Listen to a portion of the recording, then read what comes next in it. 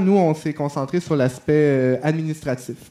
Donc, au niveau de la mise en contexte, là, on le dit abondamment depuis 2 jours, une augmentation des tâches administratives et cléricales assumées par le corps professoral. On peut faire l'hypothèse que c'est dû principalement à 2 facteurs. Donc, l'avènement des technologies de communication qui a fait en sorte qu'il y a une gestion des courriels qui doit être assumée au quotidien, notamment dans les échanges avec les étudiants. Et puis, aussi le changement du mode d'administration des institutions. Donc, une gouvernance axée sur les résultats, puis la reddition de comptes. Monsieur Demers, qui a publié l'ouvrage hier, nous en a parlé aussi abondamment. Donc, il y avait une volonté des membres de la FQPPU, donc ça fait plusieurs années là, on entend dans les conseils fédéraux, chaque fois qu'on ouvre la discussion sur les questions de la conciliation des différents volets de la tâche et tout ça, la question de la surcharge administrative revient comme un problème récurrent. Donc, on a souhaité identifier des pistes d'action pour la réduire.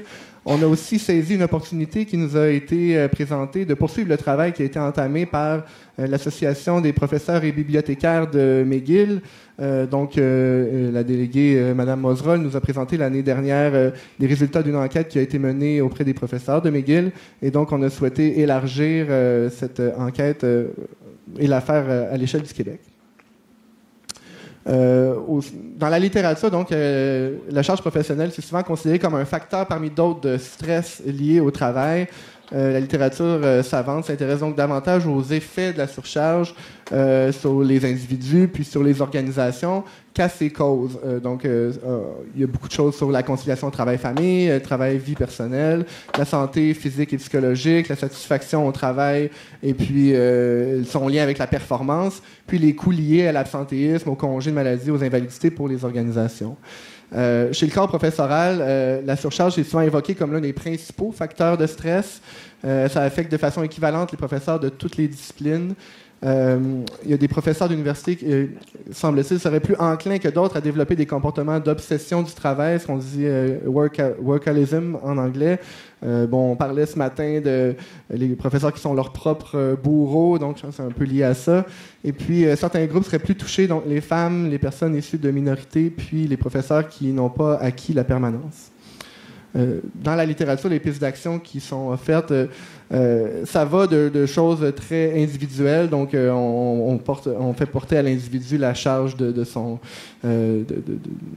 résister à cette surcharge. Ou il y en a d'autres qui concernent plus une réflexion qui est à faire au sein des organisations.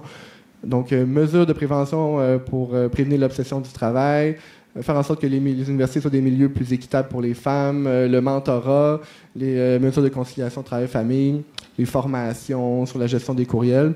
Il y a quelque chose d'intéressant, un article qui évoque la possibilité de partager une tâche professorale parmi 2 professeurs, le job sharing. Il semble-t-il que ça se fait surtout aux États-Unis, mais peut-être une piste à explorer là.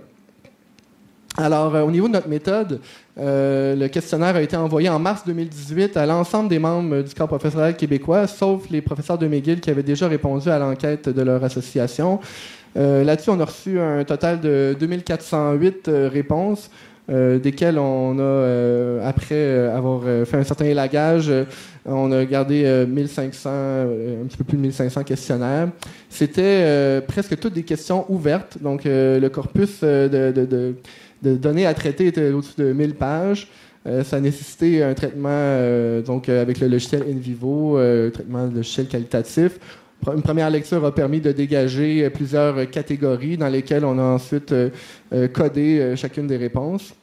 Donc, au niveau des limites méthodologiques, il y a eu une question tout à l'heure adressée à Mme Bilodeau sur est-ce que ça pourrait être les personnes qui sont les plus se sentent les plus interpellées par ces questions qui répondent. Eh bien, on admet ce biais-là. Il y a aussi des répondants qui nous ont fait savoir de façon peu polie à l'occasion qu'ils considéraient que le fait que dans la prémisse même du sondage, on identifie qu'on pose des questions sur la surcharge, ça pouvait introduire un biais dans les réponses. Et oui, on admet ce biais-là. Comme je le démontrais dans la littérature, c'est largement démontré. Et puis, l'expérience de nos propres membres nous signifiait que c'était le cas. Donc, on voulait valider cette surcharge. On voulait aussi dire que notre sondage visait à identifier des pistes d'action à cette surcharge et non pas de faire avancer les connaissances scientifiques en la matière. Donc, c'était plus pour se doter d'outils pour les associations et les syndicats. Donc, au niveau des principaux résultats, il y en a beaucoup. Le temps est limité. Donc, je vous invite, il y a un document qui est circulé hier, qui vous a été remis, là, un rapport assez complet sur l'ensemble des résultats, et ça comprend des extraits, pas des verbatims, mais des extraits des réponses des répondants, tout ça. Donc, moi, je vais aller sur quelques principaux problèmes. Cette première question à choix de réponse, donc, qui nous dit, diriez-vous que les exigences administratives liées à vos fonctions sont très raisonnables, plutôt déraisonnables ou très déraisonnables? On constate qu'il y a plus du 2/3 des répondants qui considèrent que c'est déraisonnable à différents degrés. Et puis, parmi ceux qui trouvent ça raisonnable, il y en a seulement 4% qui trouvent que c'est très raisonnable. Donc, je vais vous laisser ici avec la slide au niveau de comment ça se répartit les réponses des répondants. Donc, ce que vous voyez ici, c'est les catégories que j'ai créées après la première lecture des différentes réponses. Les pourcentages ne donnent pas 100 là, parce que les gens, on peut avoir codé leurs réponses dans plusieurs des catégories. Je passe sur les 2-3 principales, comme je dis, parce que sinon on n'aura pas le temps.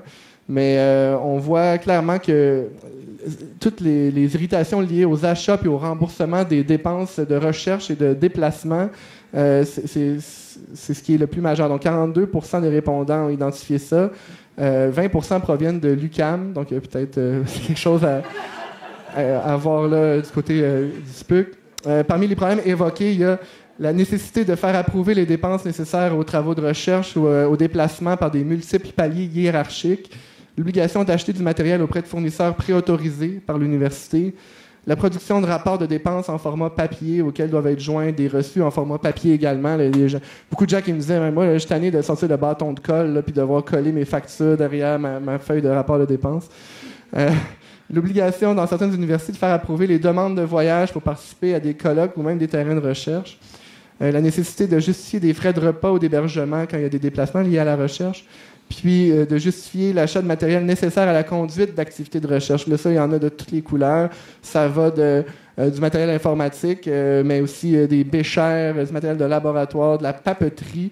Il y a une répondante qui nous a parlé du fait qu'on lui avait demandé de justifier l'achat de crayons et de pads de notes pour l'organisation d'une conférence pour justifier que ce n'était pas un avantage indu là, qui pourrait lui être fait. Donc, vous voyez, il y a quelque chose là, des commentaires très virulents, une frustration de ce climat de suspicion à l'égard des professeurs, donc de la part des directions puis du personnel administratif. Les gens ressentent ce manque de confiance-là comme quelque chose de vraiment qui les atteint. Et puis, l'absurdité de certaines règles administratives là, est démontrée là, par de nombreuses réponses.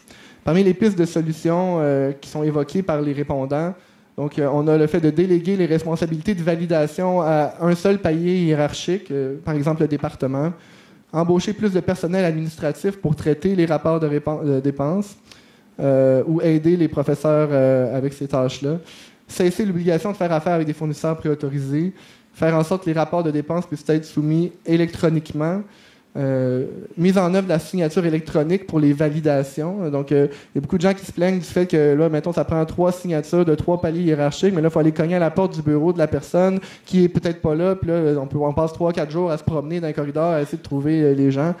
Il y a une certaine absurdité là-dedans.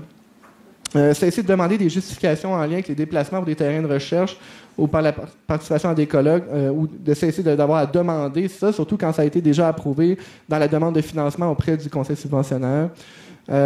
Utiliser une formule de per diem pour les déplacements.